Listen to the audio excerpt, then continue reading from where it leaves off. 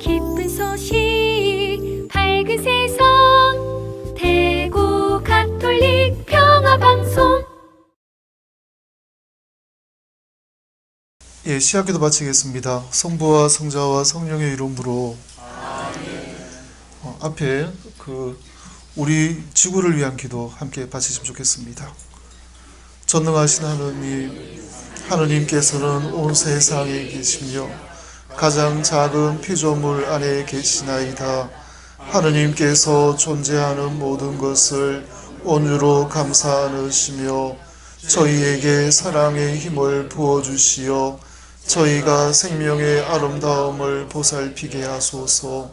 또한 저희가 평화로 넘쳐 한 형제 자매로 살아가며 그 누구에게도 해를 끼치지 않게 하소서. 오 가난한 이들의 하느님, 저희를 도와주시어 저희가 하느님 보시기에 참으로 소중한 이들, 이 지구에 버림받고 잊힌 이들을 구하게 하소서. 저희 삶을 치유해 주시어 저희가 이 세상을 훼손하지 말고 보호하게 하시며 오염과 파괴가 아닌 아름다움의 씨앗을 뿌리게 하소서. 가난한 이들과 지구를 희생시키면서 이득만을 추구하는 이들의 마음을 움직여 주소서. 저희가 하느님의 영원한 빛으로 나아가는 여정에서 모든 것의 가치를 발견하고 경애로 가득 차 바라보며 모든 피조물과 깊은 일치를 이루고 있음을 깨닫도록 저희를 가르쳐 주소서. 하느님, 날마다 저희와 함께 해주시니 감사하나이다. 비오니 정의와 사랑과 평화를 위한 투쟁에서 저희에게 힘을 주소서. 아멘. 성부와 성자와 성령의 이름으로. 예, 반갑습니다. 방금 담당하시는 PD님께서 소개해 주셨듯이 저는 교구 성직자구에서 일하고 있습니다.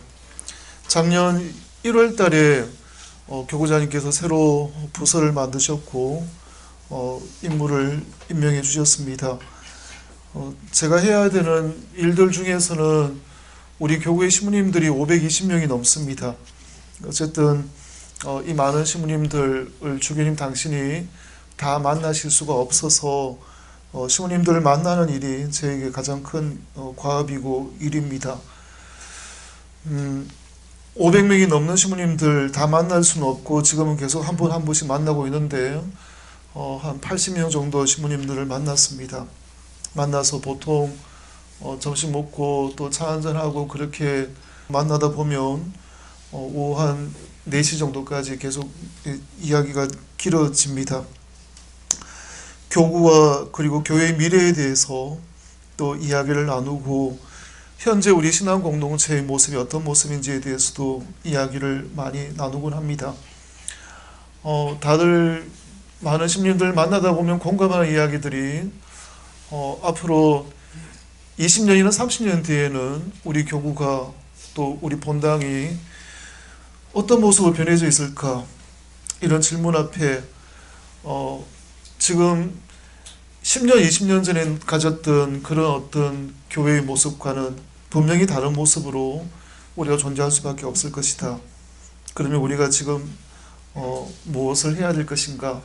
또 어떤 준비를 해야 될 것인가라는 것에 대해서도 이야기를 많이 나누곤 합니다. 뭐랄까요? 저희 부모님 세대 같은 경우에는 어찌되었든 아이들에게 신앙을 물려주고 또 신앙을 전수하는 것에 대해서 자긍심과 또 명예를 가지고 계셨습니다. 의무감도 가지고 계셨다고 볼 수도 있겠죠. 하지만 이제 젊은 세대들에게 자기네 아이들에게 신앙을 물려주는 그 일들에 대해서 어른 세대들이 가지고 있던 그런 긍지와 또 의무감을 가지고 있느냐라고 묻는다면 그렇다라고 대답할 수는 분명히 없을 것 같습니다. 일단 그러한 현실들, 또 어느 날 애선가부터 교회 안에서 세상의 것들이 이제 교회 안에 들어오기 시작했고 세상의 돈과 세상의 권력과 또 세상의 가치들이 본당과 교회 안에 들어오지 않았는지. 그래서 어찌 보면 세상의 눈으로 봤을 때는 크게 돋보이지 않고 하지만 소리 없이 살아가는 많은 성실한 참된 신앙인들이 본당 공동체 안에서 상대적으로 소외되고 있지 않은지도 사실은 큰 질문과 고민거리 중에 하나입니다. 교회가 또 공동체가 물질의 기준으로 교우들을 바라보고 평가하고 있지 않은지도요. 제2차 바티칸 공회에는 길이 보이지 않을 때 다시금 원천으로 돌아가라고 방향을 우리에게 알려줍니다.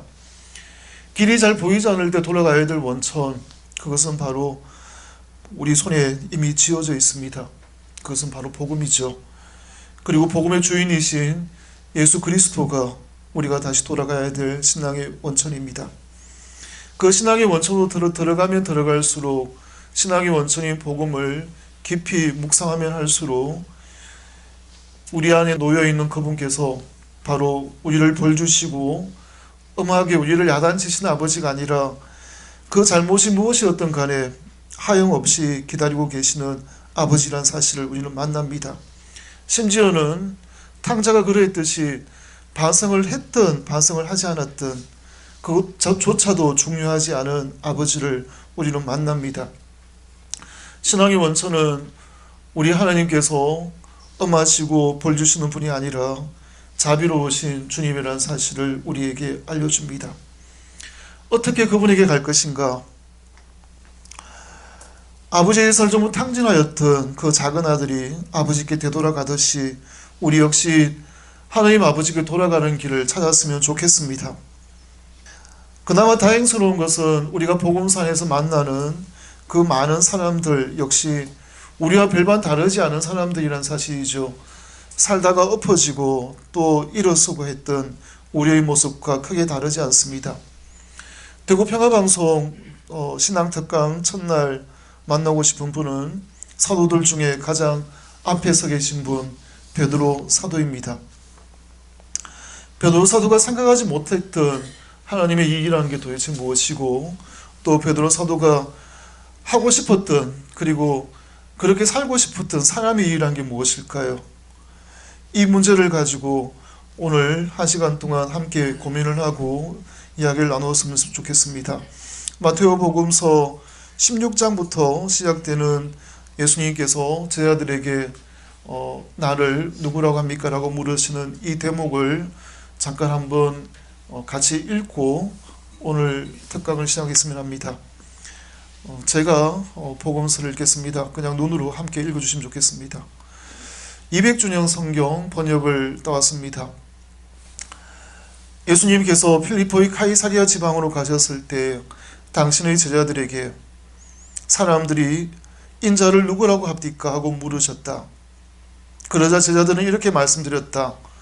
어떤 이들은 세례자 요한이라고 하고 다른 이들은 엘리야라고도 하며 또 다른 이들은 예레미야나 예언자들 중에 한 분이라고도 합니다. 이어 예수님께서 그들에게 그러면 여러분은 나를 누구라고 하겠습니까? 하고 물으시니 시몬 베드로가 대답하여 선생님은 살아계신 하나님의 아들 그리스도이십니다 하였다. 그러자 예수님께서 대답하여 이렇게 말씀하셨다. 그들은 복됩니다. 시몬 바르요나 사람이 아니라 하늘에 계신 내 아버지께서 그대에게 계시하신 것입니다. 나 또한 그대에게 말합니다. 그대는 베드로입니다. 나는 이 반석 위에 내 교회를 세울 터인데 저승의 성문도 그것을 내리누르지 못할 것입니다. 나는 그대에게 하늘나라의 열쇠를 주겠습니다. 그러니 그대가 땅에서 매는 것은 하늘에서도 매여 있을 것이요 그대가 땅에서 푸는 것은 하늘에서도 풀려 있을 것입니다. 그때 예수님께서는 당신이 그리스도라는 말을 아무에게도 하지 말라고 제자들에게 엄명하셨다. 이때부터 예수님께서는 당신 제자들에게 앞니를 밝히기 시작하셨으니 당신은 마땅히 예루살렘으로 올라가 원로들과 대제관들과 유사들로부터 많은 고난을 겪고 죽임을 당했다가 사흘 만에 일으켜져야 한다는 것이었다. 그러자 베드로는 그분을 붙들고 나무라기 시작하며 하나님께서 은혜로우시기를 빕니다. 주님, 결코 그런 일이 주님께 닥치지 않을 것입니다 하였다. 그러니 예수님께서 돌아서시어 베드로에게 내 뒤로 물러가라 사탄아, 너는 나에게 걸림돌이다. 하나님의 일은 생각하지 않고 사람들의 일만 생각하는구나 하셨다. 그때 예수님께서는 당신 제자들에게 말씀하셨다. 누가 내 뒤를 따라오려면 자기 자신을 버리고 제 십자가를 지고 나를 따라야 합니다. 사실 제 목숨을 구하려는 사람은 목숨을 잃을 것이요 나 때문에 제 목숨을 잃는 사람은 목숨을 얻을 것입니다. 온 세상을 벌어들인다 해도 제 목숨에 손해를 본다면 사람에게 무슨 소용이 있겠습니까? 혹은 사람이 제 목숨의 대가로 무엇을 내놓을 수 있겠습니까? 사실 인자는 자기 아버지의 영광에 사여 자기 천사들과 함께 올 터인데 그때 각자에게 그 행실대로 갚아줄 것입니다. 주님의 말씀입니다.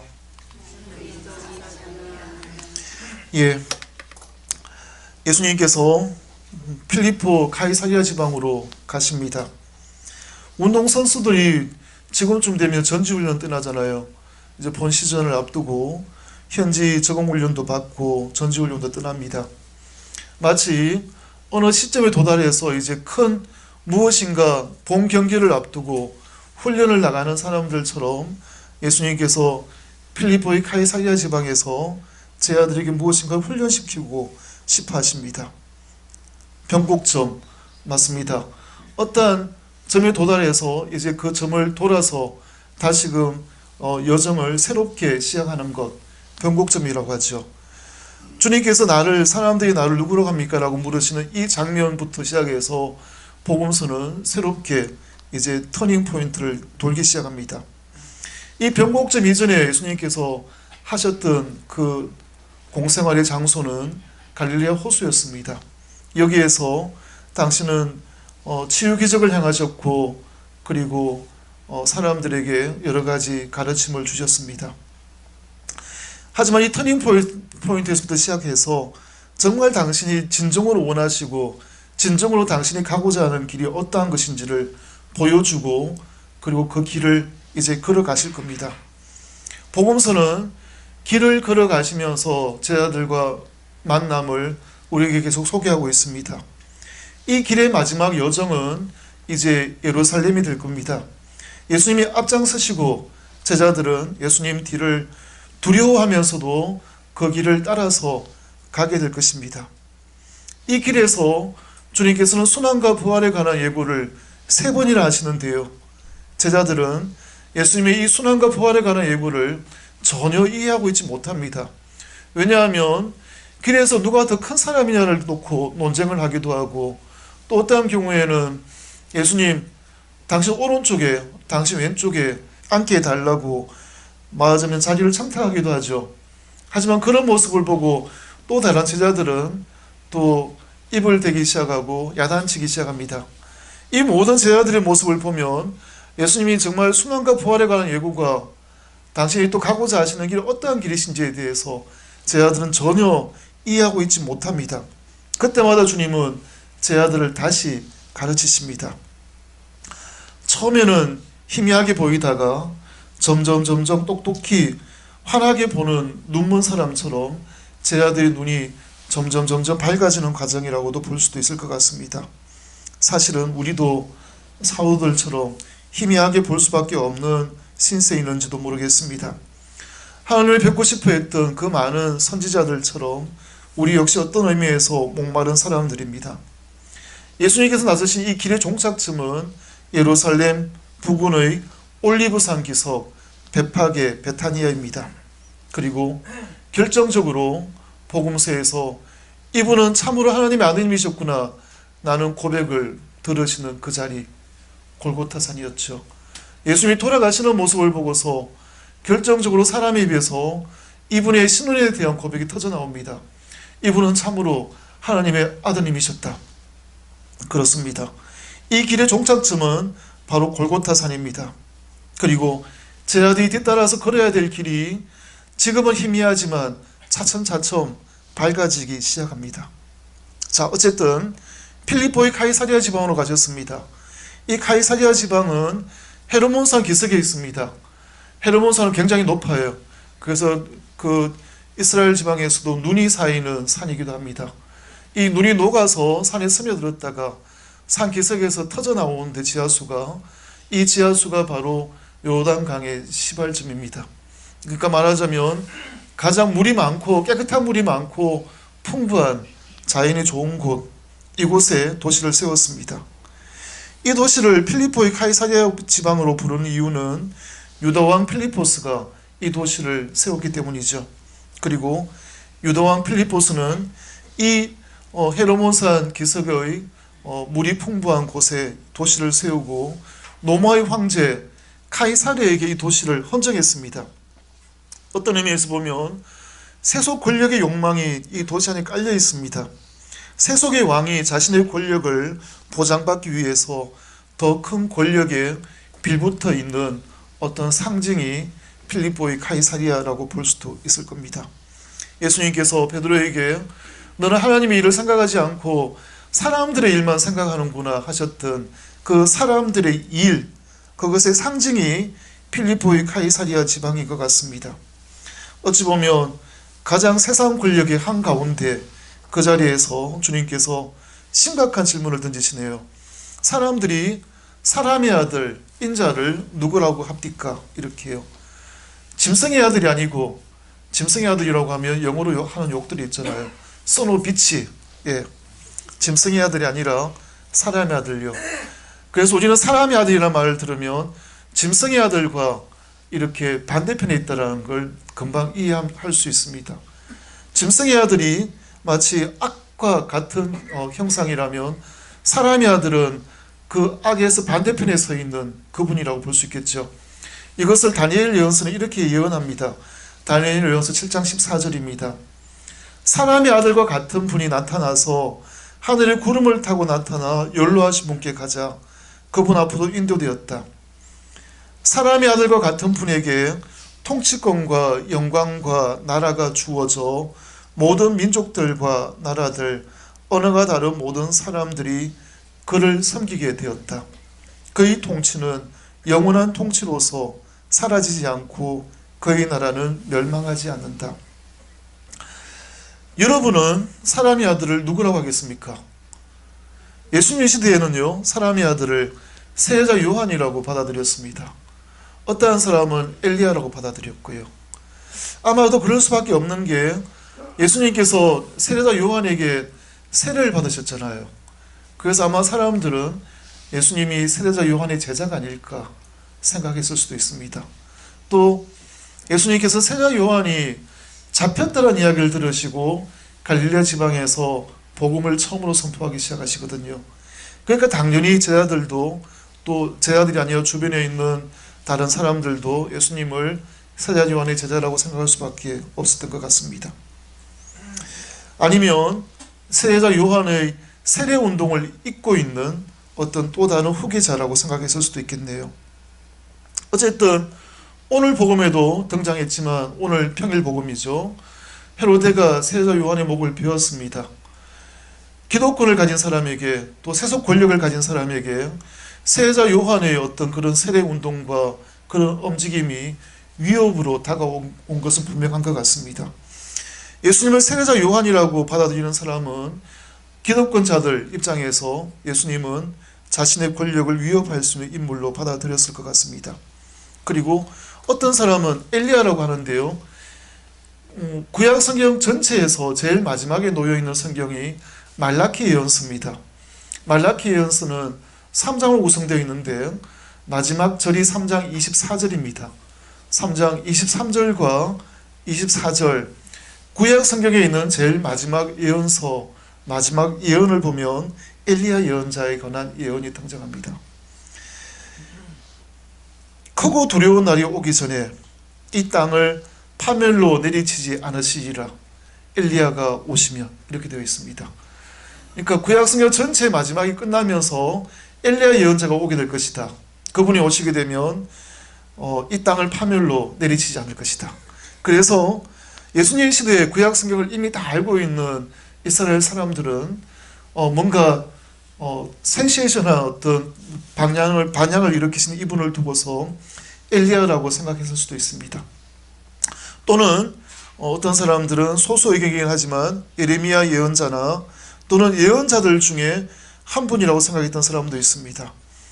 신명기에 보면 모세가 어떤 예언자를 예언하게 되는데 그 예언자를 기다렸던 이스라엘 사람들의 생각이 예언자들 중에 한 분이라고 합니다 라는 생각 속에 담겨져 있습니다. 어쨌든 제자들이 이렇게 말씀을 전하고 있는데 말씀을 전하고 있는 이 생각을 가진 사람들은 예수님과 함께 했던 사람들이죠. 바로 갈릴레아 호수에서요, 갈릴레아 지방에서요, 사상 설교를 듣고서도 예수님의 기적과 가르침을 접하고서도 예수님께서 원하시는 인식의 전환으로까지는 한 발자국도 움직이지 못했습니다. 이분들에게 예수님은 세례자 요한일 뿐이고 이분들에게 예수님은 엘리야일 뿐입니다. 이분들에게 예수님은 그리스도가 아니었습니다. 이제 던져지는 진짜 질문요. 자, 다 좋다. 그렇다 치고 여러분은 나를 누구라고 하겠습니까? 라고 물으십니다. 이제 예루살렘을 향한 여정을 시작하실 것이고 순환과 부활에 관한 예고를 하실 겁니다. 순환과 부활에 관한 예고를 하시기 전에 이제 제자들은 어떻게 주님을 이해하고 있는지를 물으십니다. 이런 질문이 생기면 항상 시몬 베드로가 제일 앞에 나서시죠. 시몬 베드로는 아마 다혈질이었을 것 같습니다. 그리고 이때 내가 나서야 된다고 생각했던 그런 의무감도 가졌던 것 같습니다. 스승님은 살아계신 하나님의 아들 그리스도이십니다. 예, 시몬 베드로의 대답은 정확합니다. 살아계신 하나님의 아들 그리스도, 이 세 마디 속에 핵심적인 가르침과 예수님의 핵심적인 그 신앙의 정수가 다 들어있다고도 볼 수도 있습니다. 죽어 있는 분이 아니라 살아있는 분요. 모세가 불타는 떨기나무에서 하나님께 당신의 이름은 무엇입니까? 라고 물었잖아요. 그때 하나님께서 나는 있는 자이다 라고 대답하십니다. 나는 지금 현재 여기 존재하고 있더라고요. 전에도 계셨고 지금도 계시고 미래에도 계실 분이라고 우리는 고백하고 있습니다. 사람들이 하나님을 고백할 때 아브라함의 하나님, 이삭의 하나님, 야곱의 하나님이라고 고백하잖아요. 그러면서 당신은 살아계신 하나님이시다라고 고백합니다.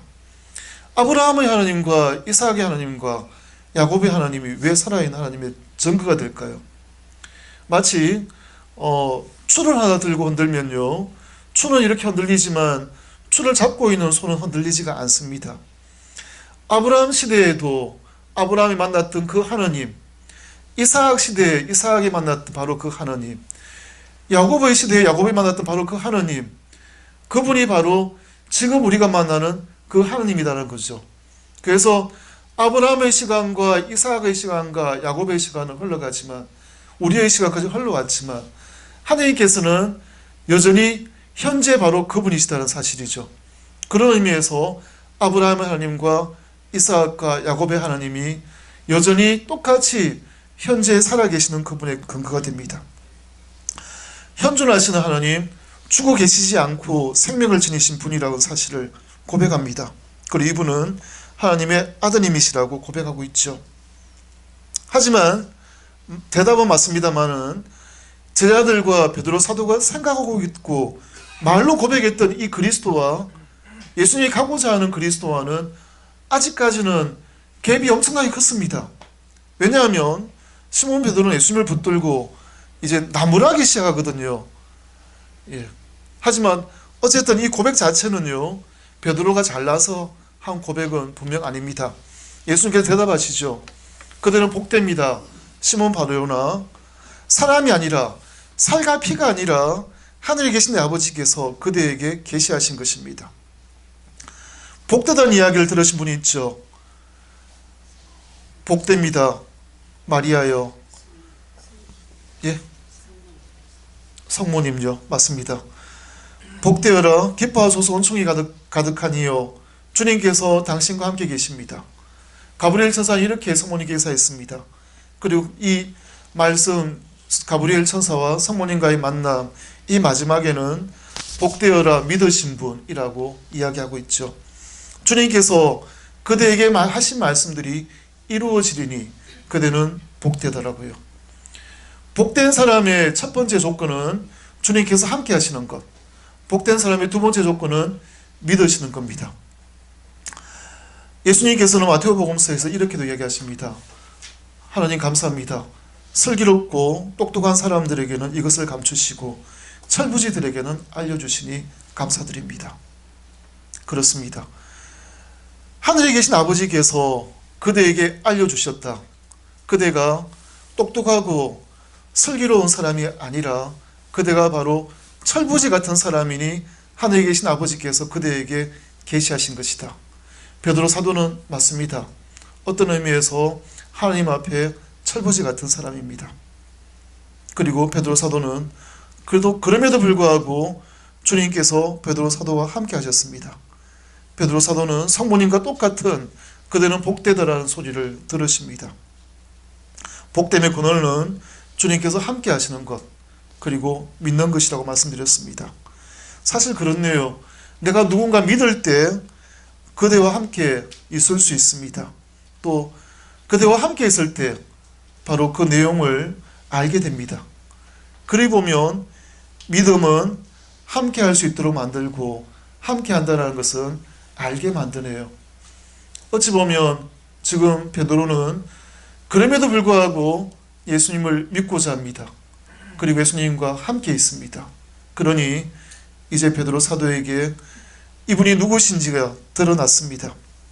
피와 살이 아니라 하늘에 계신 아버지께서 그것을 알려주셨죠. 살아계신 하나님의 아들 그리스도가 바로 예수님이라는 사실을요. 자, 이제 계시라는 것, 성자 그리스도를 세상에 선포하는 것, 갈라디아서에서 바오로 사도가 이야기하시는 부분입니다. 이 선포를 위해서 베드로를 내세우시고 예수님은 당신 교회를 세우십니다. 아까도 말씀드렸지만 제 아들이 믿고 싶었던 예수님과 예수님께서 선포하시는 그리고 요청하신 그리스도는 서로 달랐습니다. 단순하게 얘기할까요? 제 아들이 믿고 싶었던 그리스도는 그냥 영광스러운 메시아였을 뿐입니다. 하지만 예수님께서 요청하신 바로 그 그리스도는 고난받는 주님의 종이었습니다. 당시 유대인들의 머릿속에는, 그리고 메시아에 대한 기대 속에는 고난과 죽음 그리고 버림받는다는 것, 이것은 존재하지가 않았습니다. 어쨌든 예수님께서는 바로 베드로 사도에게 시몬 바로 요나에게, 요나의 아들 시몬에게 이름을 주십니다. 그대는 베드로입니다 라고요. 반석, 나는 그대에게 반석이다, 바위라는 이름을 주십니다. 이 반석 위에 교회를 세운다고 하시는데요. 반석이라는 말씀은 사상 설교가 끝날 때 예수님 마지막 말씀 속에 반석이 등장하죠. 자기 집을 반석 위에 지은 슬기로운 사람과 같을 것이다. 어떤 사람이요? 나의 이 말을 듣고 실행하는 사람이 자기 집을 반석 위에 세운 슬기로운 사람과 같을 것이다. 산 위에 앉으셔서 행복하여라 라고 시작하시는 이 사상 설교의 가르침, 마태복음서 5장과 6장과 7장에 이어지는 가르침인데요. 이 가르침 전체를 마치고 예수님이 딱 하신 한마디 말씀, 내 말을 듣고 실행하는 사람이라야지 자기 집을 반석 위에 지은 사람과 같다라고요. 말씀을 듣는 것, 그거 별로 중요한 일이지만 더 진짜 중요한 일은 이 말씀을 듣고 실천하는 것이더라고요. 역시 그러네요. 마태복음서 제일 마지막에 보면 예수님께서 성천하시면서 남기시는 말씀이 있죠. 너희는 세상으로 나아가서 복음을 전하라고요. 이 말씀 중에 마지막 말씀은 내가 너희에게 행하도록 가르친 것을 지켜라, 지키도록 가르쳐라 라는 말씀하십니다. 어쨌든 예수님께서 가르치신 것을 행하는 것, 그것은 예수님 마태복음서 제일 마지막에 나오는 성천하신 예수님 남기시는 마지막 말씀이기도 합니다. 바로 이 반석 위에 내 교회를 세운다라고요. 이 교회는 베드로의 교회가 아닙니다. 이 교회는 제자들의 교회도 아니고 이 교회는 여러분들의 교회도 아닙니다. 많은 경우에 우리 본당 공동체는 누구의 것인가 라고 이야기를 하시지만 엄밀하게 얘기하면 그 공동체는 그리스도 예수님의 교회입니다. 교회가 잘나서가 아니라요. 바로 이 교회의 주인은 예수님이시기 때문에 저승의 세력도 내려누르지 못할 겁니다. 정말 사람들이 잘나서 저승의 세력도 내려누르지 못하는 게 아니라 그런 뜻이죠. 그렇게 보면 교회는 철저하게 예수님 뜻에 충실하게 사는 것, 그것만이 교회의 몫이 되어야 합니다.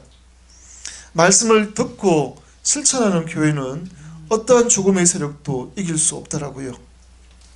만약에 우리가 무엇인가가 두려움에 우리가 휩싸여 있다면, 그리고 무엇인가 떨고 있다면 그것은 말씀을 듣고 실천하지 못하기 때문일 겁니다. 마치 가시던 불에 떨어진 씨앗처럼요. 예수님께서는 베드로 사도에게 열쇠를 주십니다. 이 열쇠, 어찌 보면 이 열쇠는 베드로에게 주어진 말씀일 수도 있겠습니다.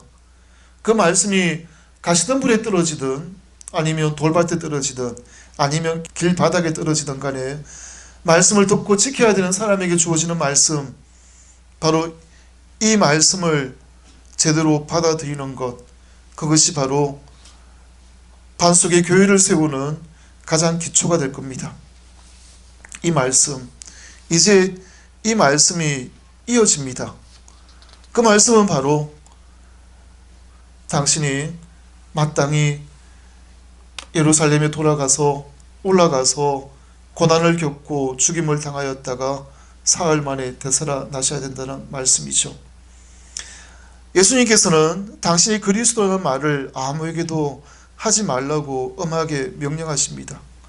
그럴 수밖에 없는 것이 여전히 제자들은 예수님의 말씀을 들으면서도 예수님의 말씀을 온전히 자기의 것으로 삼고 있지 못하기 때문입니다. 하나님의 일은 생각하지 않고 사람들의 일만 생각하니까요. 많은 고난을 겪고 죽임을 당하였다가 사흘 만에 다시 일으켜지는 것, 그것이 바로 하나님의 일이라면, 사람의 일이라는 것은 지금 베드로 사도가 행하고 있는 바로 이것입니다. 주님, 결코 그런 일이 주님께는 닥치지 않을 것입니다. 베드로 사도가 주님, 결코 그런 일은 당신에게 닥쳐서는 안 됩니다 했던 그 일이란 게 바로 21절에 나오는 이 말씀이죠. 고난을 겪고 죽임을 당하였다가 다시 일으켜져야 된다는 사실이 결코 당신에게는 닥치지 않을 거라고요. 지금 베드로 사도는 완전히 번지를 잘못 잡고 있는 것 같습니다. 예수님은 아무에게도 말하지 말라고 엄명하시잖아요. 당신이 그리스도라는 사실을요. 언제까지 함구하고 있어야 될까요? 하나님의 일을 생각할 때까지입니다. 사람의 일을 생각하지 않고 하나님의 일을 생각할 때까지요. 그리고 예수님이 명하신 모든 것을 지킬 때까지입니다. 예수님의 순환과 죽음과 부활을 생각할 때까지, 또 성모님처럼 주님께서 명하신 모든 것을 온전히 다 받아들일 수 있을 때까지입니다. 어찌 보면 예수님을 위해서, 하나님과 이웃을 위해서 목숨을 걸고 자기 자신을 버릴 각오가 섰을 때까지 주님께서 그리스도라는 사실을 말해서는 안 됩니다. 예수는 그리스도이시다라는 이 고백은 사실은 너의 모든 것을 이 고백 앞에 다 걸으라라는 엄중한 요청입니다. 고난받으시는 주님 종이신 사람의 아들은 마땅히 이렇게 되어야 할 것이라고 알려줍니다. 마땅히 원로들과 대제관들과 율사들로부터 고난을 겪고 죽임을 당하였다가 사흘 안에 일으켜져야 한다는 사실. 원로들, 돈 많은 유지들입니다. 대제관들, 그 당시에 최고의 권력자들입니다. 율법학자들, 그 당시에 최고 많이 공부한 사람들입니다. 이렇게 말할 수 있을까요? 당신은 마땅히 돈으로부터, 당신은 마땅히 세상의 권력으로부터, 당신은 마땅히 세상의 지식으로부터 고난을 겪고 죽임을 당할 것이더라고요. 사람의 아들이 버림받는 자리는 거짓 돈이 넘쳐나는 자리이고, 사람의 아들이 고난을 겪는 자리와 죽임을 당하는 자리는 거짓 권력과 헛된 명예와 거짓 지식이 넘쳐나는 자리입니다. 사람의 아들은 돈과 권력과 거짓 지식으로부터 죽음을 당할 터인데, 베드로 사도에게는 아직까지 그게 아닌 모양입니다. 바위라는 것이 어떤 의미에서 보면 좋은 초석이 되기도 하지만, 그래서 좋은 바위가 되기도 하지만, 어떨 때요? 살아계신 하나님의 아들 그리스도이십니다라고 고백할 때. 하지만 어떨 때에는 걸림돌이 되기도 합니다. 예수님께서 너는 베드로 반석이다라고 이야기하셨지만, 또 한편으로 너는 걸림돌이라고 고백하시네요. 너는 나에게 걸림돌이다. 어떻게 할 때 물러나야 될 걸림돌이 될까요? 주님, 결코 그런 일이 당신께는 닥치지 않을 것입니다 라고 주님을 붙들고 나무라기 시작할 때 베드로는 예수님께 걸림돌이 되어버렸습니다.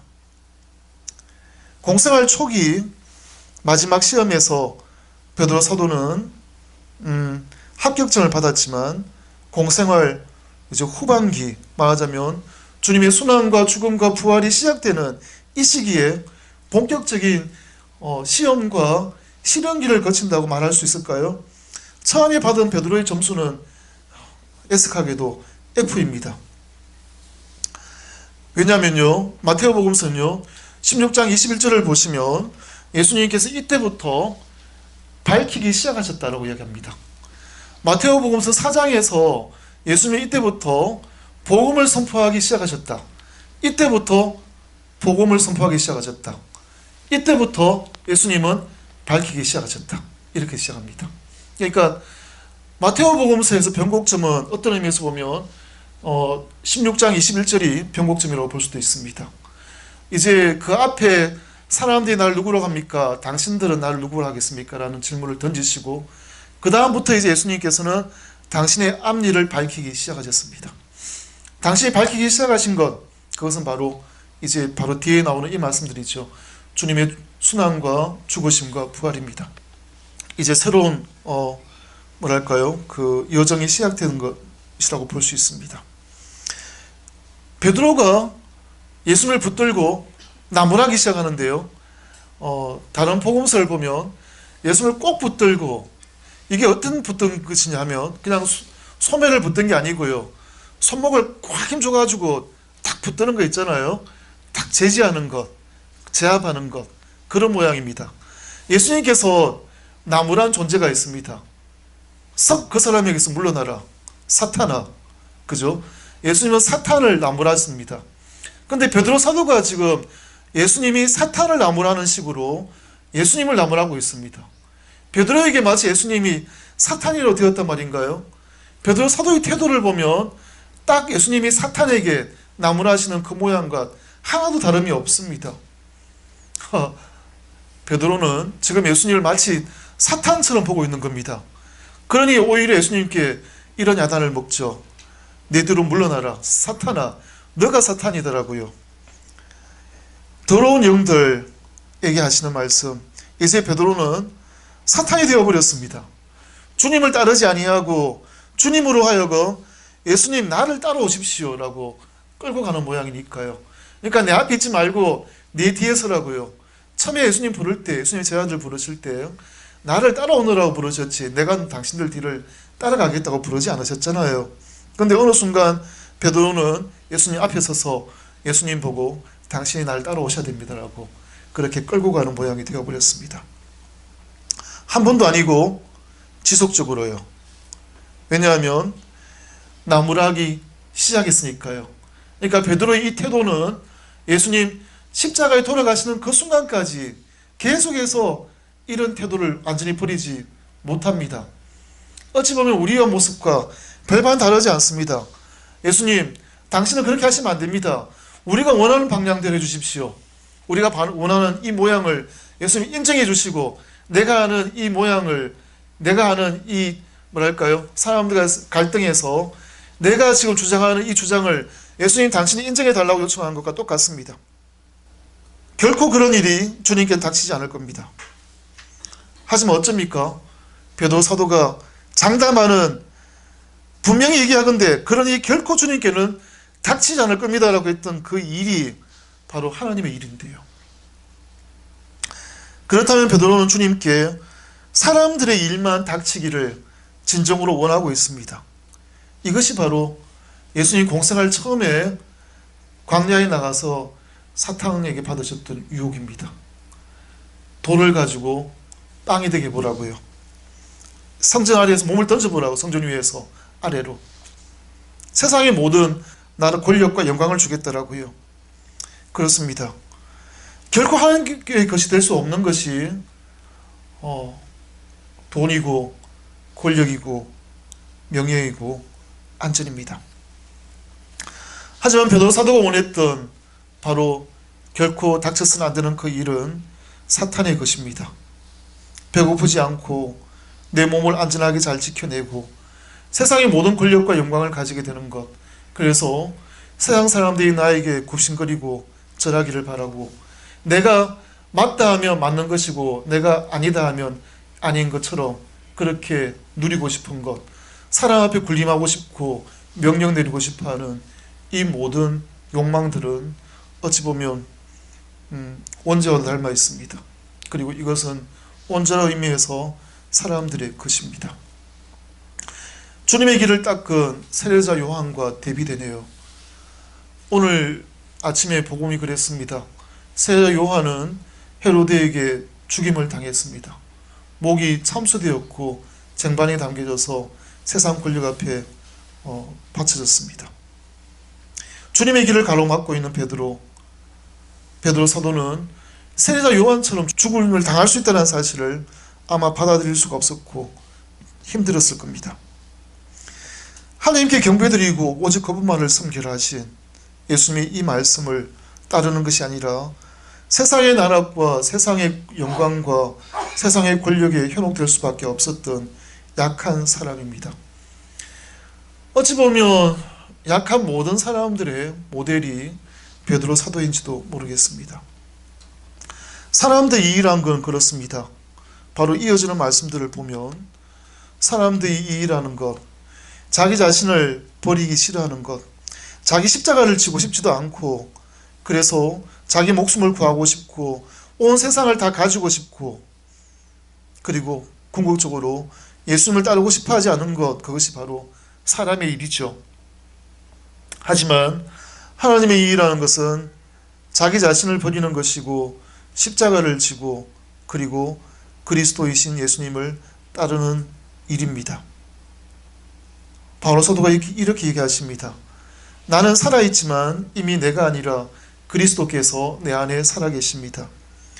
내가 지금 육신 안에 살고 있는 것은 나를 사랑하시고 나를 위해 당신 자신을 바치신 하느님 아드님에 대한 신앙으로 살아가는 것입니다. 자기 자신을 버리면 그 안에 예수님께서 자리하시면서 사십니다. 버려야 하는 자기 자신은 이제 분명해집니다. 예수님께서 사상설교에서 여러 가지 가르침 중에 세 가지 가르침이 특히 눈에 들어옵니다. 사람들에게 보이려고 의로움을 행하지 마라. 사람들에게 보이려고 회당과 길 모퉁이에 서서 기도하지 마라. 사람들에게 보이려고 단식하고 있다는 것을 사람들에게 드러내 보이려고 자기 얼굴을 찌푸리지 마라. 자성과 단식과 기도, 세 가지 특징이라고 볼 수 있죠.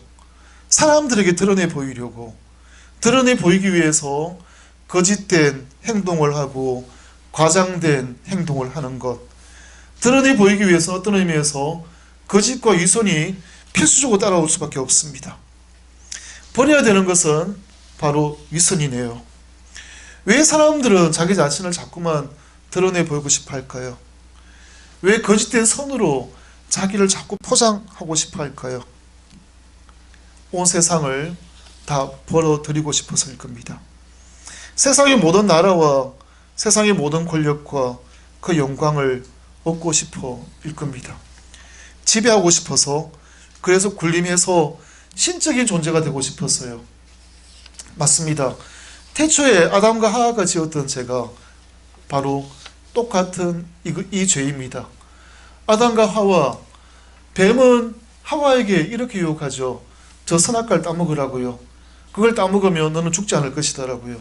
그리고 그걸 따먹으면 네 눈과 귀가 밝아져서 선과 악을 알게 될 것이다라고 유혹합니다. 하와가 겪었던 유혹, 바로 첫 번째, 죽지 않는다. 두 번째, 선과 악을 알게 된다. 무슨 뜻인가요? 영원히 살고 싶어하는 인간의 근본적인 욕망이 간에 들어 있습니다. 그리고 선과 악을 알게 된다는 말은 아까도 말씀드렸지만 이건 내가 선이라고 하면 선이야, 내가 악이라고 하면 악이고, 사람들 사이 관계에서 벌어지는 많은 갈등은요, 결국에는 그래서 생깁니다. 내가 생각하는 옳다라는 걸 왜 너는 옳다라고 인정하지 않아? 내가 생각해서 옳은 게 바로 선이야, 너는 틀렸어, 너는 악이야. 사실은 그 마음이 우리 마음속에 다 깔려 있잖아요. 그래서 선과 악을 알게 된다는 말은 윤리의 기준이 자기가 된다는 말이기도 하지만 동시에 내가 사람들 위해 지배하고 군림한다는 말과 똑같은 말입니다. 그래서 보면 죽고 싶지 않고 살고 싶어하는 모든 사람들이 갖고 있는 이 근본적인 욕구랄까요? 욕망, 또 내가 생각하는 것이 옳은 것이기를 바라는 우리의 마음은 그런 의미에서 보면 바로 원죄를 닮아 있습니다. 그렇게 보면 어느 누구도 우리는 이 원죄에서부터 자유로운 사람은 없는 것 같습니다. 하지만 하나님의 이의라는 것은요, 돈과 권력과 명예, 심지어는 우리 자신을 지탱시켜주는 땅에서조차도 자유로워지는 것이라고 볼 수도 있습니다. 어떻게 세상의 것들에서부터 자유로워질 수 있을까요? 광야에서 악마가 했던 유혹은 사실 메슬로의 5단계의 기본적인 삶을 갖고 있는 욕구를 그대로 닮아 있죠. 빵에 대한 욕구, 그죠? 그 다음에 안전에 대한 욕구, 그 다음에 어느 소속감, 권력에 대한 욕구 닮아 있습니다. 우리는 세상의 것들로부터 자유로워질 수 있는 것, 그것은 바로 신뢰입니다. 누군가 믿는 건요. 하나님의 이의라는 게 그렇습니다. 믿는 것입니다. 선택의 문제가 아니라 반드시 무엇을 해야 된다라는 필수의 문제입니다. 고난, 버림받음, 죽음, 그리고 부활. 복음서는 이야기하죠. 반드시 마땅히 고난을 겪고 마땅히 죽임을 당하고 마땅히 사흘 만에 이렇게 져야 된다라고요. 그렇습니다. 예수님의 죽으심과 그리고 부활하심은 선택이 아니라 필수의 영역입니다. 그리고 이것이 바로 하나님의 일입니다. 예수님의 가르침을 듣고 난 다음에 제자들이 느꼈을 그 가슴 먹먹함, 그게 조금 느껴집니다. 제자들은 어떠한 마음과 어떠한 상태로 예수님의 이 말씀을 들었을까요? 그래서 주님을 따르는 길에 있어서 필수적인 조건인 자기 자신을 버린다는 게 어떠한 것인지 조금 더 선명해졌습니다. 내가 버려야 되는 자기 자신은 말하자면 하나님을 벗어나고자 싶어하는, 그래서 나의 힘으로 영원히 살고 싶어하고 나의 힘으로 세상 사람들 앞에 군림하고 싶어하는 그런 권력의 의지가 아닌가 합니다. 그럴 때 예수님께서 하신 말씀을 한번 다시 떠올려 보시면 좋겠습니다. 너희는 자선을 베풀 때 오른손이 무엇을 하는지 왼손이 모르게 하라고요. 너희는 기도할 때에 골방에 들어가서 문을 닫은 다음에 숨어 계신 아버지께 기도하라고 하십니다. 단식을 하는 사람들에게는 단식하고 있다는 사실을 사람들에게 드러내 보이려고 하지 말고 숨어 계신 우리 아버지께 드러내라고 요청하십니다. 그러면 숨은 일도 보시는 아버지께서 갚아 주실 것이라고요. 사람의 아들이 오실 때에 인자가 오실 때, 사람의 아들이 오실 때 각자 그 행실대로 갚아줄 것이니까요. 사람의 아들이 자기 아버지의 영광에 사여 자기 천사들과 함께 올 터인데 그때 각자에게 그 행실대로 갚아줄 것이다. 내 자신을 드러내고 싶어하고 사람들 앞에 내 자신을 드러내서 군림하고 싶어할 때, 그 욕망을 포기할 때, 그때서야 스스로 끝자리에 자기 자신을 내어놓을 수 있고 그리고 다른 사람의 종이 될 수 있습니다. 야고보 사도의 권고처럼 그것이 바로 실천이 있는 믿음입니다. 이사야 예언자의 말씀처럼 매질하는 자들에게 나의 등을, 수염을 잡아 뜯는 자들에게 나의 뺨을 맡기고 모욕과 수모를 기꺼이 받아 안을 수 있는 것이 바로 내 자신을 드러내고 싶어하는 욕망을 포기할 때 그렇게 우리는 행할 수 있습니다. 사람의 아들이 오실 때 갚아주시는 행실, 어찌 보면 너희는 세상의 빛이다, 너희는 세상의 소금이다 하신 말씀처럼 소금은 싱거워져서 안 됩니다. 그리고 세상의 빛은 등경 위에 놓여져야 됩니다. 빛이든 소금이든 간에 그것이 짜지 않고 등경 위에 놓여지기 위해서 해야 될 일들은 자신의 역할에 충실하는 것입니다.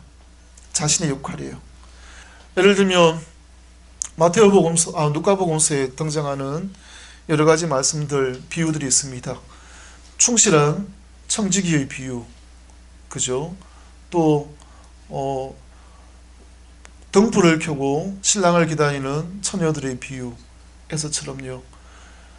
충실한 청지기, 주인께서 달란트를 주고 떠나셨지만 이 달란트를 받은 그 종은 5달란트, 2달란트를 받았지만 한 달란트를 받은 종은 그 달란트를 땅에 묻어두었습니다. 왜 묻어두었죠? 저는 당신이 뿌리지 않은 데서 거두지 아니하시고 심지 않은 데서 거두지 않으신 분이시기 알기에 이 달란트를, 이 은전을 땅에 숨겨두었습니다. 달란트를 2배, 3배 불리지 못한 사람, 그래서 달란트를 땅에 묻어둔 사람, 그 사람은 달란트가 작아서 묻어둔 게 아니라요, 바로 이 주인께서 엄하신 분이라고 생각해서 이 달란트를 묻어뒀습니다. 자기 역할에 충실한다라는 것, 달란트가 많다, 작다, 크다, 이게 중요한 게 아니라 자기 역할에 충실한 사람들의, 모든 자기 자신에 충실한 사람들의, 자기 역할에 충실한 사람들의 기본적인 태도는 이 달란트를 맡기신 그분을 엄하고 무서운 분으로 생각하고 바라보지 않았다라는 데 바로 공통점이 있습니다. 자, 이제 우리가 가야 되는 하나님의 일, 우리가 버려야 되는 사람의 일이라는 것 좀 더 분명해졌습니다. 우리가 따라야 되는 하나님의 일이라는 것, 주님과 함께 그 길을 걸어가는 것인데 그 역시 마찬가지로 엄하고 두려운 분으로 받아들이지 아니하고 자비로운 분으로 받아들일 때 우리는 그 길을 나설 수 있습니다. 하나님 아버지가 우리에게 엄하신 분이라고 우리는 받아들인다면 우리는 한 발자국도 나아갈 수 없고 결국 우리 자신 안에 갇혀 있을 수밖에 없는 것 같습니다. 우리 자신의 권력과 우리 자신의 욕망 안에요. 한 시간 동안 말씀 잘 들어주셔서 감사합니다. 영광송 바치고 마치도록 하겠습니다. 성부와 성자와 성령의 이름으로, 영광이 성부와 성자와 성령께, 성부와 성자와 성령의 이름으로. 감사합니다. 안녕히 가십시오.